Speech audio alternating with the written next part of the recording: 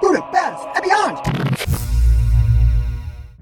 To stroll about Margaret Island is to take a walk back in time. Once you're familiar with the island's centuries-old history, you are sure to find its monuments, sculptures, and ruins all the more impressive. Some refer to it as Budapest Central Park. It was once a royal hunting ground and was known for a long time as Rabbit Island for this reason. The island is dotted with huge sycamore trees, walkways, statues, and the ruins of a medieval monastery. There's a water tower designated as a UNESCO protected site that stands tall in the middle of the island. Celebrated Hungarian poet János Arany spent many hours under the oak trees here, and they feature in his poetry as well. Hungarian author Antal Szerb wrote the following in his book, A Martian's Guide to Budapest.